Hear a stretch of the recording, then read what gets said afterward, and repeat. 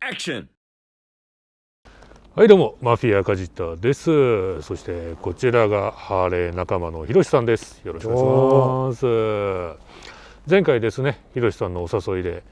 下山天監督のアライブフーンという映画の試写会にお誘いいただいたんですけれども、この映画が面白くてね、ちょっと急遽インタビューさせてほしいっていう話をしまして、そしたらひろしさんがわざわざこの場所をセッティングしてくれました。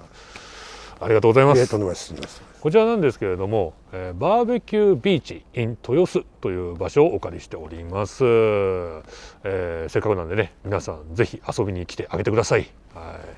こういうふうに気軽にね取材に応じてくれる大変ありがたいお店なので、結構ね雰囲気もいいんで後からいろいろ映像も撮っていこうと思うんですけれども、用意していただいた席でこの後下山天監督とじっくりお話ししていきたいと思います。いやー、しかしひろしさん、映画面白かったですね。よかったですよ。本当結構ね、ハマりましたね。ハマりましたね。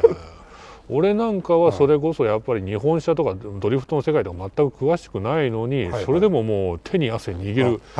くらい夢中になっちゃった。すごかった。あんな CG なしでようやりますね。本当ですよね。あんな一発ミスったら車壊れて撮影何日ずれ込むのって話じゃないですか。よっぽど腕のあるドライバー集めないとあんな映像撮れない。あと監督のやっぱり個人力というかね、いい人なんで本当に驚いちゃいましたよ。なんでね、俺すっかり今回ファンになっちゃったんで、こうしてね動画でいろいろお話聞けていければなと思います。じゃあよろしくお願いします。よろしくお願いします。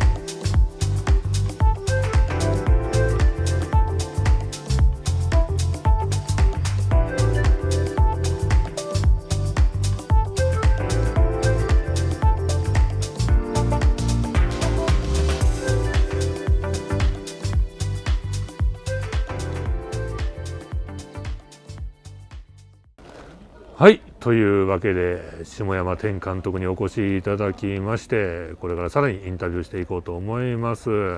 まずは乾杯といきましょうかね。はい、よろしくお願いします。ありがとうございます。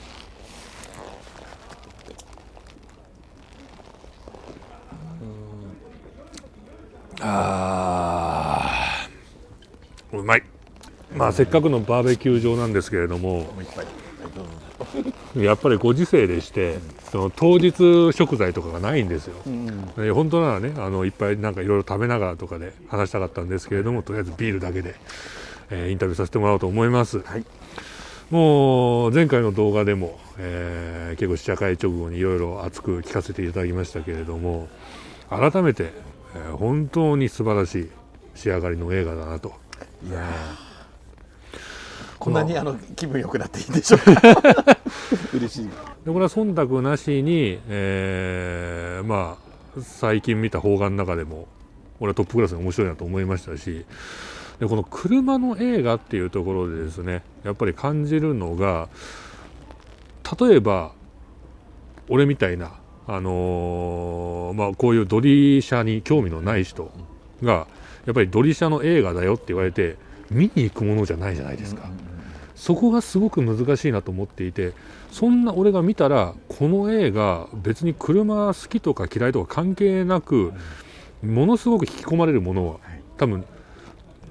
日本人限らず、世界中の人そう思うと思うんですよ。映画として単純によくできてるんで。でもそれをまず知ってもらうための宣伝が難しいなと。うちのチャンネルを見てる視聴者層とかは、正直な話多分あんま詳しくないそうなんですね、こういう車の世界に。でも俺が見て面白かったんで、それはもう俺のチャンネルだから、そこをストレートに伝えていきたいんですけれども、そこをやっぱりアプローチしていく上で何かこう監督自身がこうしていこうみたいな戦略ってあったりします？そうですね、僕はこれ、ドリフト映画って言われるのが実はまあちょっと一番、的を得てないなと思ってまして、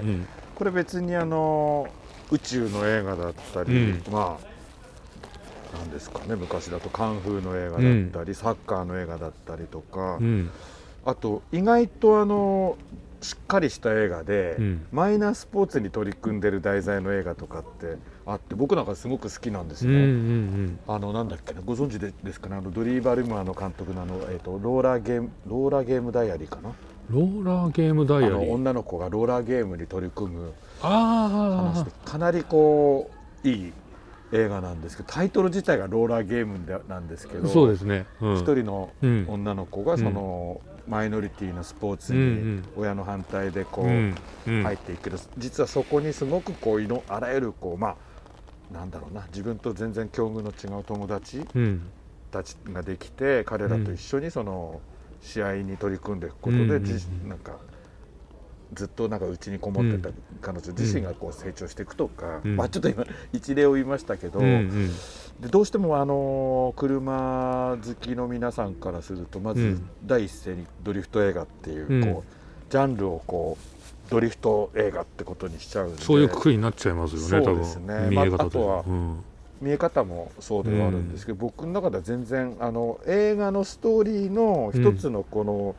小道具といいますか、なんだろうな、題材ではなくて材料がドリフトだったっていうだけで、あくまで用意されたシチュエーションの中で、今回その大きな物語のテーマの中で核となったのが、あくまでドリフトの世界であって、描いたかったドラマも同じだと思います。なるほどなるほど、ドラマ自体はもうそういうことに関係なくお見せしたいものだっていう話ですよね。でそこでやっぱり俺がこれ実際に見て確認してほしいって思ったのが、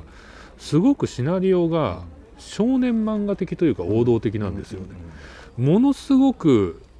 丁寧に主人公のその立ち上がる理由と、そして途中の挫折と、そしてさらに再起のこの流れが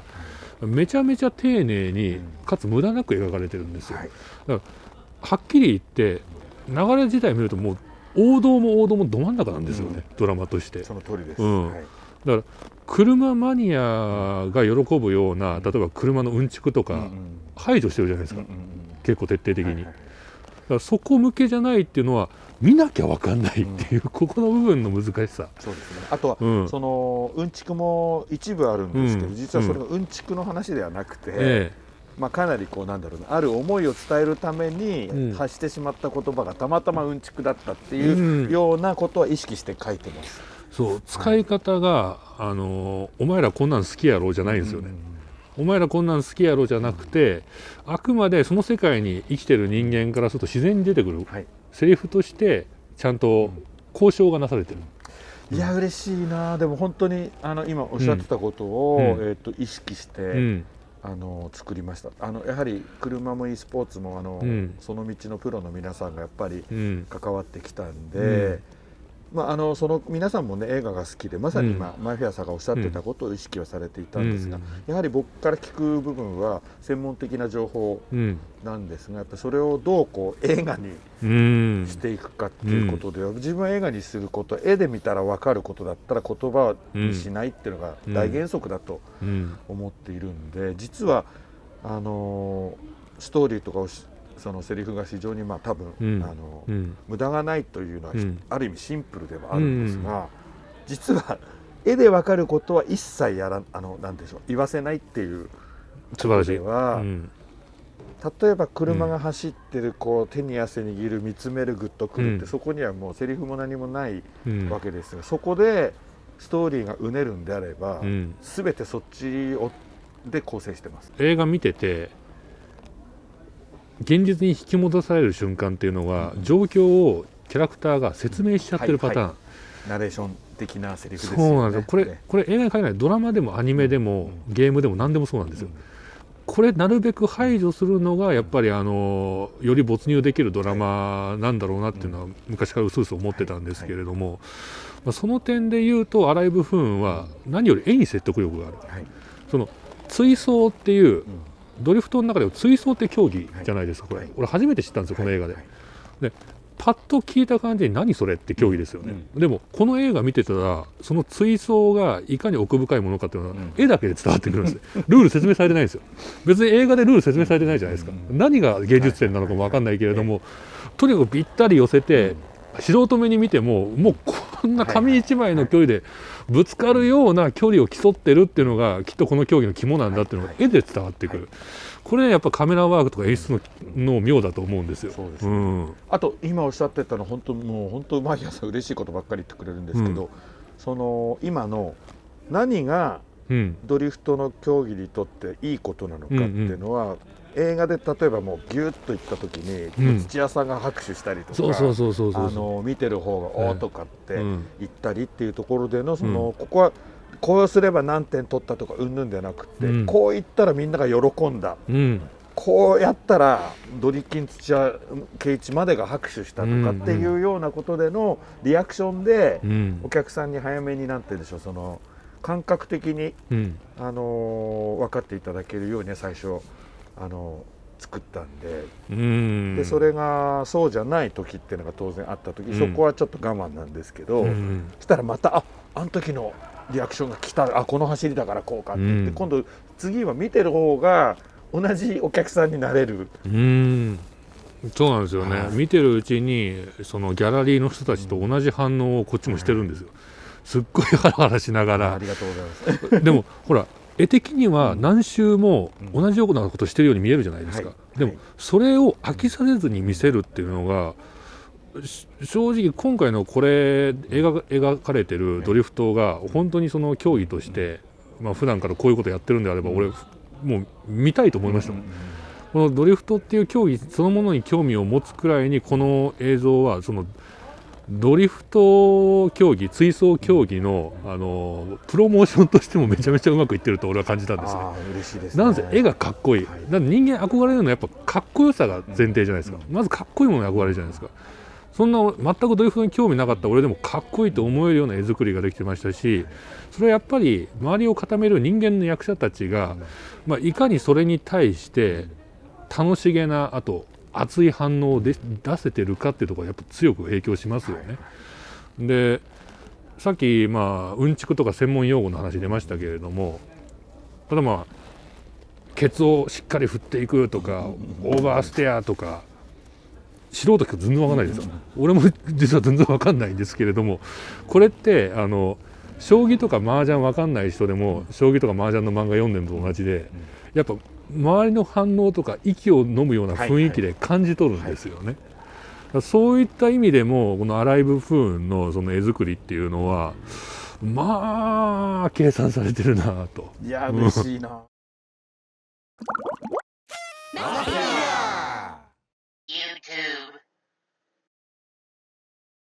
今のそのいわゆるそのオーディエンスといいますか、その観客のリアクションによってそのセリフではなくてそれはいいことか、ダメだったことかっていうのは、やっぱり僕が好きな映画ってみんなそういう風な表現してるんですよ。それの答えって実は日本映画になくて、例えばハリウッド映画とかで、宇宙船ものってロ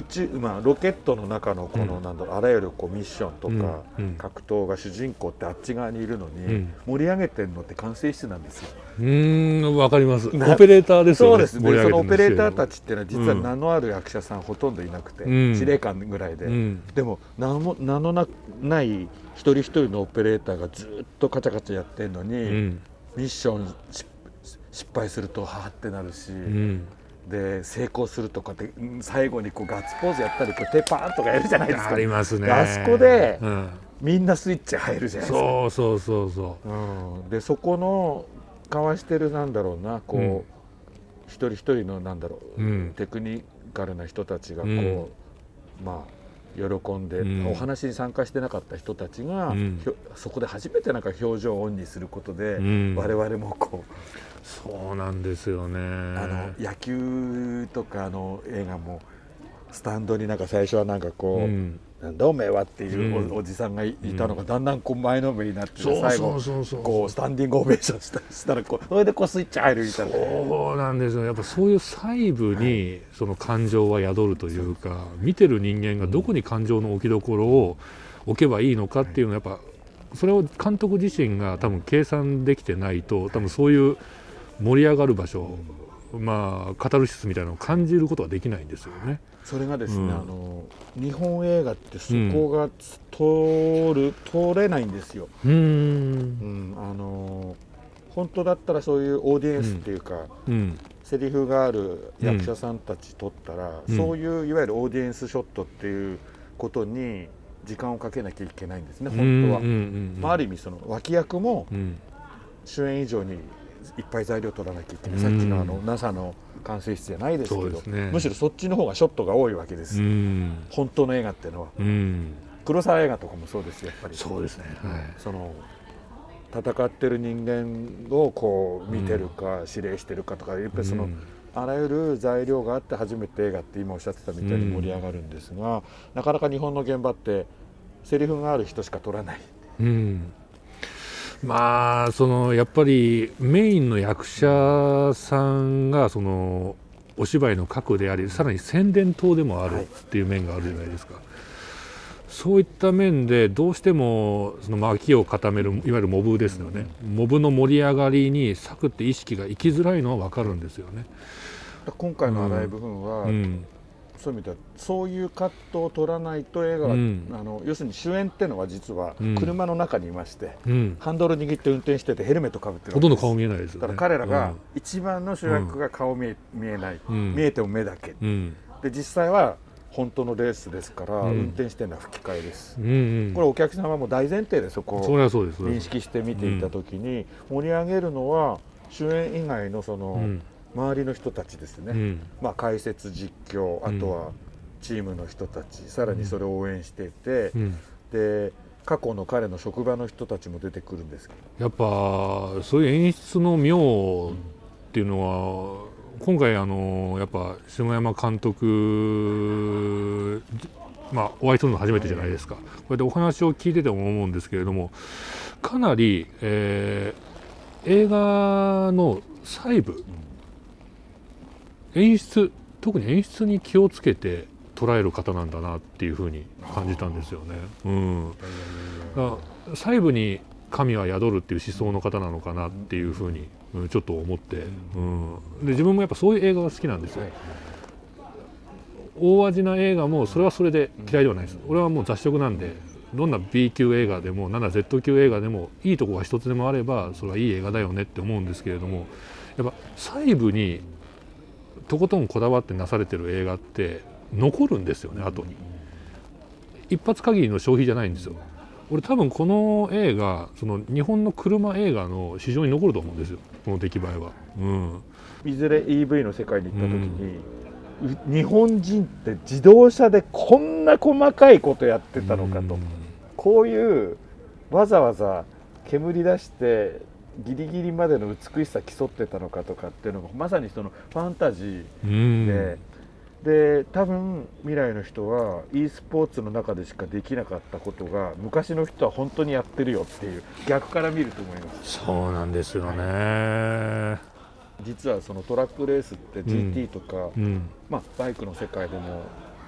ランクがある中で、もう結構その F1 も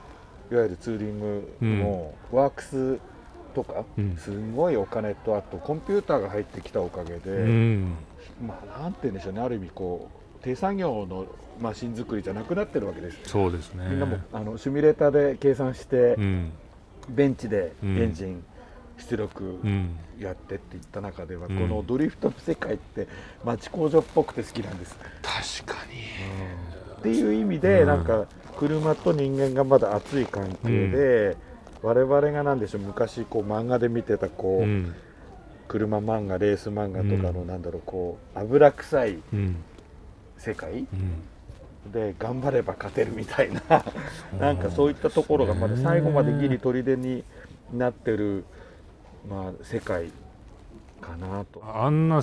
細かなマニュアル操作でタイミングを測って、ね、人間と車が完全に噛み合ってないと生み出されない総合芸術じゃないですか。そういった面を映像化することにもやっぱり意義があると思いますし、このタイミングで。というか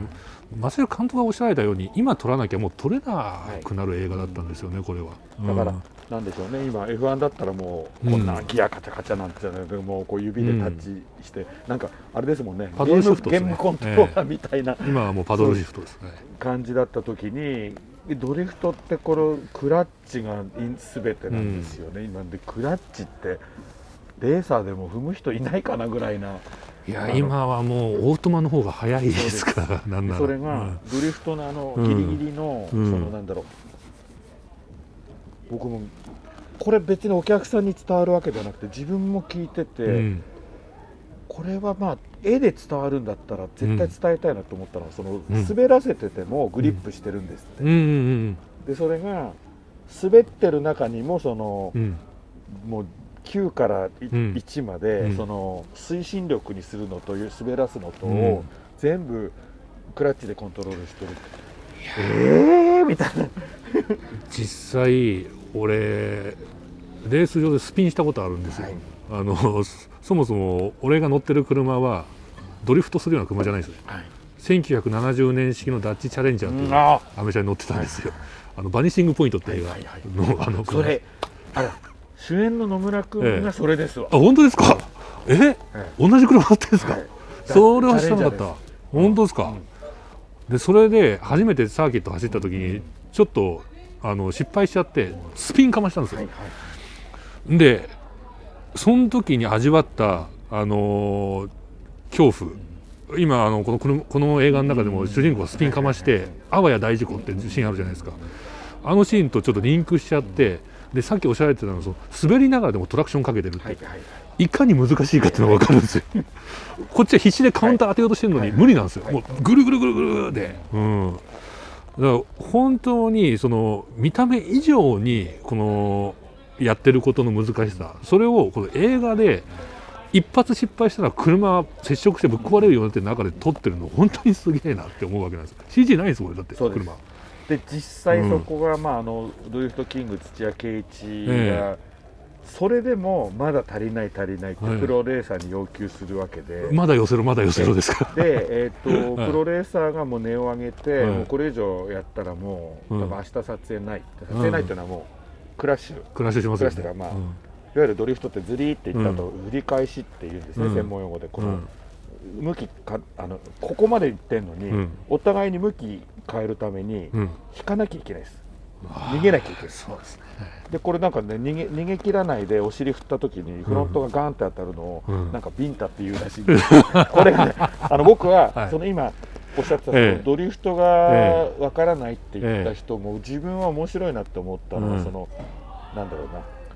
競技ですと角度がスピードがとか、実は本当はもっと採点って細かいんですよ、今の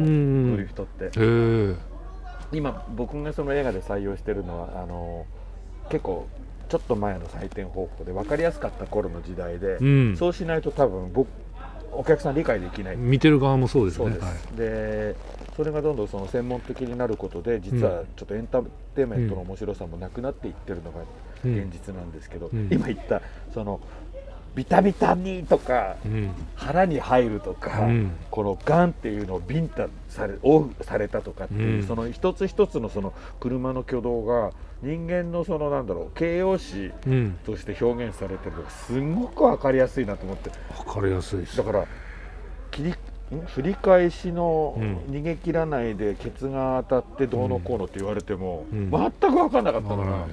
逃げられないでビンタされてこうって言ったら、すんげえわかるって。横っ面払えるってことまさにそうです。で実際、夜の撮影のさ、でもう早めにそれやっぱラストシーンなんでギリ要求して、やっぱりビンタされて一回車壊れましてですね、壊れたんですけど、あれだけのナイターの照明も一晩しか仕込めなくて、で夜中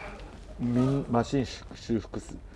しますって言うから、2時間みんなで夜中待ちました。2時間でよう修復できまいやしたね。それがだから奇跡で、だからもうチーム一丸となってですすごいな、でも直してくるんですよ。俺のすげえ好きなシーンなんですが、ペットボトル並べる修行のシーンあるじゃないですか。あれなんか車なのにベストキット見てるような気分あれは実際、なんでしょうね、鍛錬としてやってるわけではなくてパフォーマンスですよね。そうです。で皆さん、ドリフト、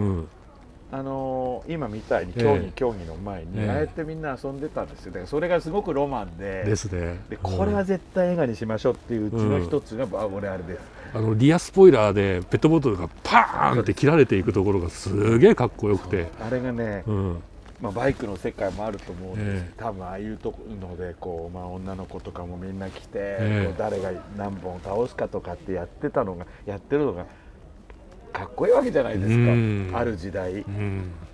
でやっぱああいう要素は絶対、あの時は鍛錬では取りましたけど、なんだろう、一回そのサーキットから外れたところでの、なんだろうな、見てお客さんがこう本当にすげえって思う、もうことをやるっていう、だからサーカスだったり、手品だったりに近いことをちょっとドリフトでいわゆるミラクルを起こすっていうことはお客さんに示したいって言ったらあれが出てきたんです。それを提案した時に先方から出てきたアイデア。見せ方分かってますね。で昔からあれはサーキットの昼休みにみんなやってた、要するにコンクリートの同じようなこう、コンクリートウォールにペットボトル並べてリアでやるで間違ったらもうこすって傷つくわけじゃないですかっていうことをみんなやってたと。だから相当腕がいいやつじゃないとできないみたいですよね。最終的に成功させた4本同時、あれ5本です。5本同時、あれ何テイク撮ってんすか。あれはね20回ぐらいやってますね。20テイクとかで撮ってんすか。でも、なんだろう、20テイクって本当にいつ終わるんだというふうな印象はあるけど、本当に見事にね、うちのスタッフがあれですね、みんなもう絶対倒すと思ってずーっとあれも冬の撮影だったんです、寒い中、で連動してる役者さんも何回失敗してもどんどん逆に言うと芝居が熱入ってきちゃって、っていうぐらいなんか一体感ありましたね。絶対いつかは奇跡が起きるって言った時の、倒れた時のあれは俺はなんか思い出すとなんか涙出てきちゃうぐらいな感じです。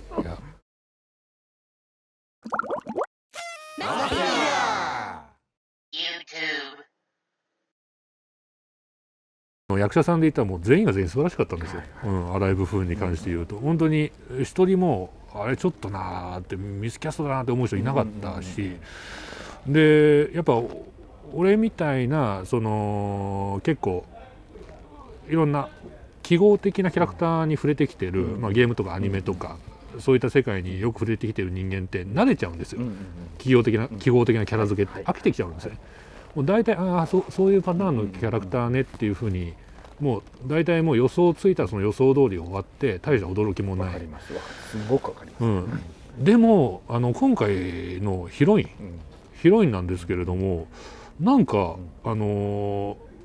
ステレオタイプとは言い切れないし、かといって木をてらいすぎてるとも言い切れないし、なんか絶妙な瞬間に生っぽさを見せてくれる。そうなんですよ。なんだこの女の子すごい魅力的だなって思うキャラ付けだったんですよね。吉川愛ちゃんっていう子は、この間アカデミー賞新人賞、の中にも入ってましたけど、その生っぽいっていうのは本当にその表情でしょ。生っぽいっすよ、あれ今まで見てた夏美と違うじゃんっていうのは、それ別人じゃなくて、同じ子なのに、何か気持ちのスイッチ入ったり、こいつとちょっと距離が起きた時のなんだろう、なんて言うんでしょうね、その女子に戻るっていう言い方ではないんだけど、な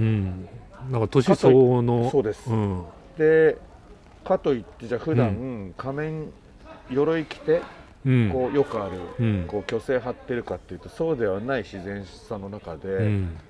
あ、女の子って本当はこうだよなっていうような感じがいやー本当にキワキワのいいバランスというはいはいはいはいかこれ以上いくとちょっと反感買うんうこれ以上いかないとでもなんか地味な芝居で終わるっていうところの一番いいとこついてるんですよね、この荒い部分の中で。やっぱその女の子が気分を害した瞬間の芝居って大体その喧嘩のきっかけじゃないですか。で喧嘩に入るとよっぽどその演出がうまくないと喧嘩のシーンってだれるんですよね。良くない映画が大体長時間喧嘩してるようなパターンあるじゃないですか。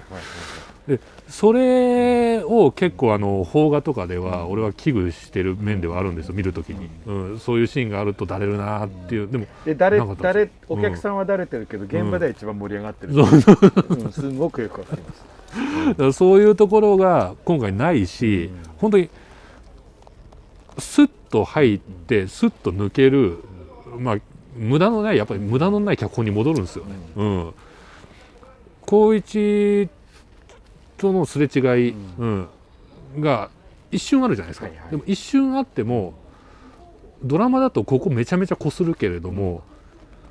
確かにリアルだとこの程度のすれ違いだよなっていう終わり方するじゃないですか。これがお見事これがちょうどいいんですよ、俺は少なくともちょうどいいと思っちゃったんですよ。わかります。あとなんか主人公がそのなんだろうな、立ち上がるというか、修正されてというか、その乗り越えてっていうところも、本当だったらそこがなんかこの映画のテーマになりつつあるで、ただし未知数だったんで台本ではもっといろいろやってるんですけど、実は結構そのおっしゃってたような器具に対して僕も、なんかちょっともうここやっちゃうと日本映画のいわゆる締めっぽさにいくなって思って締めっぽさと妙ななんだろう、作り手側の勝手な熱っていうところで相当ドライに切りました。実は本当はもっとやってます。なるほど。それはやってますし、それ自身がもちろん材料なんで脚本と現場っていうのはありますけど、全くバサバサ切ったっていうわけじゃなくて、まさに今おっしゃってたバランスにおいて編集で相当落としてます。見事なバランス感覚だと思います。本当に見事なバランス感覚だと思います。それは、編集全カット一人でやったんですけど、そうですか。監督じゃなくて、別人の編集マンとして編集したんで。それですね、多分それがこの映画のもう神の一手、最後のだったと思うんです。僕自身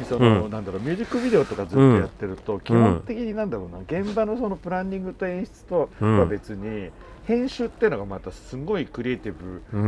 なわけです。ご存知と思いますけど、ミュージックビデオとか含め、別編集がまた監督以上の次のクリエイティブになるっていう作業においては、この映画に関して言うと散々苦労して撮ったんですけど、僕自身が自分が好きな映画の快楽原則で編集しました。そういう意味では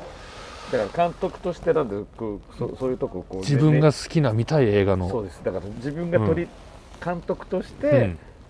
撮りたい伝えたいを一回捨てて、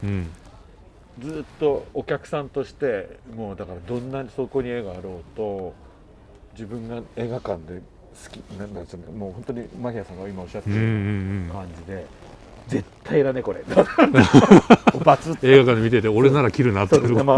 あとはこれ、あっても自分の監督作品でもやっぱり3年5年経って冷静に見ると、結構昔も若い時やっぱり、編集とかでこう揉めたりすると、結構映画会社もね、もっとあと10分切れとか言われて、俺の手足切りやがってみたいなところが5年10年経つと、今のでいいじゃんみたいな。ブレードランナーのディレクターズカットが面白いかどうかある意味後からもうディレクターズカット版出たぞって見るとなんか違うって思うやつあるんですよね。ちょっとこれ帰って眠くねえかみたいな。まさにあれじゃないですか、イージーライダーはい、も監督がいないで、逃げちゃって、プロデューサーと編集マンがつないだやつがアカデミー賞を取って、行方不明だった、監督が、やっと世の中出てきた最終的にやっぱり主人公抜きには語れないんですけれども、その主人公の大場君がね、成長っていう意味合いではこの作品の中で明確にいわゆるドラマ的に分かりやすい成長なんてものは見せてないじゃないですか、そこが非常にリアリティがあるというか、むしろ個人的にすごくすっと、腑に落ちた上にものすごく印象が良かったんですよ。なぜかというと我々同じような大場君とゲームやろうからすると、自分はその状態で完成してるのであって、別にそこから変わりたいっていうふうに思っていながらゲームを楽しんでるわけではないんですね。彼にとっては最初そのグランツーリスモが居場所であったように、我々はそれぞれ自分たちで居場所を用意してるんですよ。でその中でやっぱり先人たるその工場の、社長さんと、あとやっぱりチームアライブの陣内さんが話すわけじゃないですか。若者はやっぱもっと表に出ないとみたいな話題から話していくけど、そこの決着のつけ方、そこで安易にその先人の考えを押し付けるんじゃなくて、やっぱり新たな扉が開いた、新たな時代の扉が開いたって感じさせる瞬間があったんですよ、そのシーンに。そこが非常に見事だったんですよ。いや嬉しいですね、だから今マヒアさんがおっしゃってた、その大人同士の若者はこうあるべきっていうのは、まさにそれって彼らが思うサクセスストーリーであって、意外と日本映画って普通にそれがなんだろう、そこにたどり着く、それがゴールであるサクセスストーリー、オーバーザトップっていうのがゴールでありラストであり、で多分映画会社と大人たちがこういう話作ればみんなワクワクするだろうって、ちょっと錯覚を起こしてるわけですけど、この映画に関して言うと本来のそのサクセスストーリーのシミュレーションっていうのを真ん中に置いといて、全然そこはゴールだとは僕も思っていなく、なんでしょうね、僕は正直言うと自分探しとかっていう言葉ってすごく大嫌いなんだけど、ただそうではなくて自分と向かい合うことができたというか、自分はこれが好きでやってるけど、本当にこれが自分だろうかという迷いは誰にでもある時に、自分の中だけでは解決しなくて、違うことやってみた人、なんだろう、違う人たちと触れ合ってみた時の、ある意味例えばですけど拒否反応ですらいいことだとは思うわけです。そうです、こういう人たちとは俺は違う人間なんだって思うこと、でこれって本来はこの映画の中でも触れてますけど、大人たちからするともっと表出て人とコミュニケーションする、触れ合うっていうことを、大人はそれはやらなきゃいけないことだと言ってはいるんだけど、多分今の世の中といいますか、こいつらと組みたくないとか、こういう人たちは嫌だっていうことをちゃんとやっぱり言っていかないと、意外と馴染んで、クラスでも何でも平均化していくといいますか、こう変えてでも相手と触れ合おうとすること自体ってもうなんだろう、もう今時と言ったらおかしいけど、今の子たちの方がそっちに対して答え持ってるはず。いわゆるペルソナの使い方がうまくなってます、すごく。そして今日これもそうなんですけど、YouTube だからこそ、僕自身これだけ話せるわけですよ。これがじゃあ既存の、テレビ番組、監督すみません10分ですとかで、MC は台本通り勝手なことを言ってで言ったはいいわ、編集で放送時間あるから切り刻まれる、流れも考えてない。ところが、これはでも、テレビ番組全国ネット、その方がいいじゃんって大人たちはみんな思うわけじゃないですか。でももうすでにそこはもう壊れてきてて、もうやはり世界中のあらゆる人間がやっぱり YouTube を支持してますし、自分もやっぱこうやってお互いにこうやって深掘りしてくれるということに関してこうやって話してるっていうのとすごく近いことだと思います。だからなんだろう、広げていく上がっていくより、ちゃんと自分を捕まえるっていうか、自分のやりたかったことにたどり着いたということが、それが大きいか小さいかなんかどうでもよくて、そうなんですよ。そこがこの映画の一つのラストシーンになってる。本当にもうこのメッセージ性はもう自分に響くなって思うのが、やっぱりこの先ほど大きな成長、目に見えた成長はドラマで描かれてないって言ってるじゃないですか。でも細かい成長が実はものすごくそれが大事なことなんですよ。はい、その通りです。その細かい成長がすごく大事なことであるっていうのをこの受け取り手が感じ取れるその塩梅、例えばこの大場君に関して言うなら、グランツーリスモにしかなかった居場所を現実のドリフトでも一つ増やせてるんですよね。増やせた上で彼自身にも本当に細かな変化があって、最初話しかけられても答えられない、目も伏せて目も合わせられない、それが徐々に相手の目を見るようになっていて、それ徐々に自分から相手に話しかけるようになっている。それをいちいち成長だねっていうふうに周りから林立てられることもなく、自然に成長してるんですよね。本当にリアルな成長をその世界の中で、その小さい世界の中でのリアルな成長を描いている。で、なんならもうライバルに自分がなんならちょっと苦手としている、自分を攻撃してきたことのある相手に対しても自分からアプローチしに行けるくらいの人間になってるじゃないですか。これはね、本当にいわゆるこう言ったらちょっと語弊あるかもしれないけど、オタクっぽい男子、俺も含めてなんですよ、ゲーム野郎の成長としてはこんなにリアルに描けてる映画他にあったかなって思うくらい。マフィアさんが、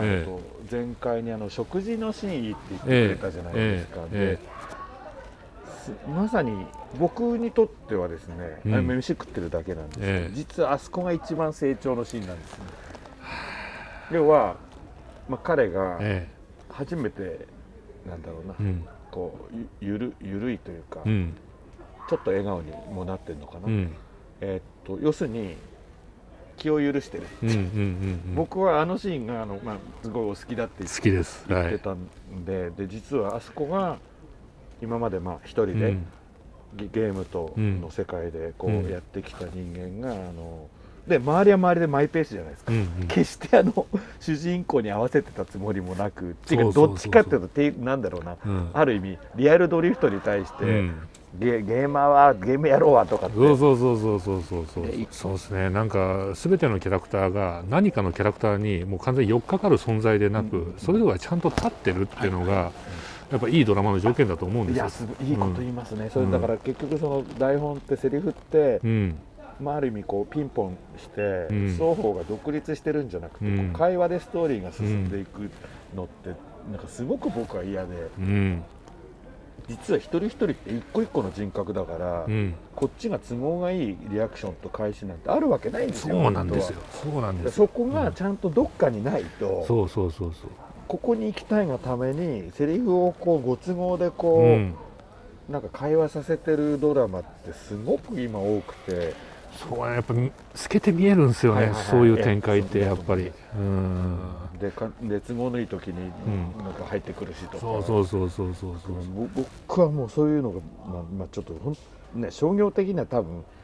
早く展開のためにはやっちゃうんですけど、やむを得ない場合もあるの分かるんですよ。分かるんですけれども、やっぱ感じちゃいますよね。だから何回かもちょっと今台本の構造上そういうところがあったんですけど、現場でなんとか克服してきたところはあります。いや本当にすみません、時間がだいぶそういうふうに聞いちゃったんですけれども、すみません、お時間だいぶいただいてしまって、最後にですね、これもね毎回俺はなんだかなって思って聞くんですけれども、どうしても聞かなきゃいけないお約束ってあるじゃないですか。これから映画を見る方々に向けて一言ってやつですね。お願いできていいですか。いやここまで話して一言ってなかなか難しいんですけど、総括ですね。いやもうマフィアさんがもう本当に言ってた通り、これドリフトの映画でもあり e スポーツの映画でもありますけど、やっぱりその大人の映画でもあるし子供の映画でもある。僕はこれあれかな、一言では終わらないんだけど、久々に見れる家族で見れる映画かなって思った。おなるほど、だから、なんでしょう、一言っていうのは、まあ、ジャンルとかいうのはもう散々話したんですけど、最近日本映画で子供と一緒に見れる映画なかなかないです。子供の映画を大人が見に行く、要するに、パパママも一緒に行くとかあるんだけど、今大人が子供に見せたい一緒に見る映画ってなかなか実はなくて、で実はちょっとあるツイッターかな、なんかお母さんがこの「アライブフーン」のまあ予告見て、息子の映画館デビュー決定とかって書いてて、で俺見て、これかってなんかすごくなんか思って、別に売り込むわけではないんですけど、なんかお父さんと子供だったり、家族だったりで見て、みんななんか、共通にこうワクワクしてくれる映画かなって。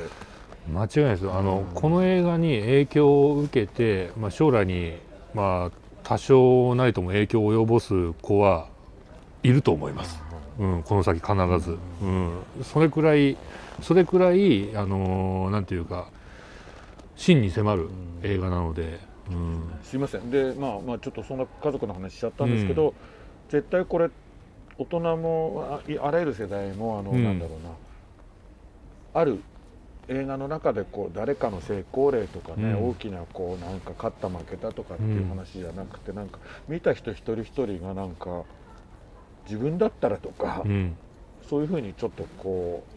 う自分とちゃんと自信持って向かい合える、なんか映画になんか絶対なる自信が今日マリアさんに言われて思ったんでぜひ劇場でそれ確認してほしいのと、これは間違いなく映画館で見てほしい、大画面と大音響でしっかり設計してあるんで、本当に映画館でまずはちょっと見てほしい自信作です。はい、ありがとうございます。それではですね、アライブフーン、ぜひ皆さん劇場公開時には足を運んでいただけると幸いです。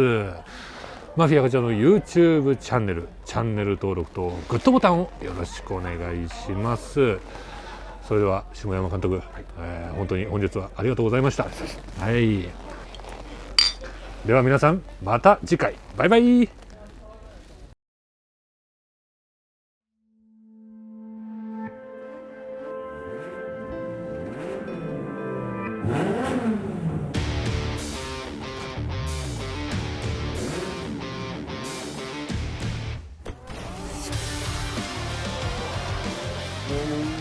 この大場はなんと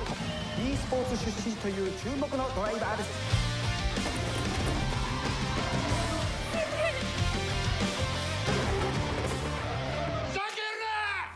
ゲーム野郎に本物のドリフトなんかできるわけねえだろ。ドリフト舐めてんのか。舐めてないです。僕これでもゲームでは日本一なんで。いつも通りゲームだと思ってさ。ふざけやがって。勝ち抜いてこいよ。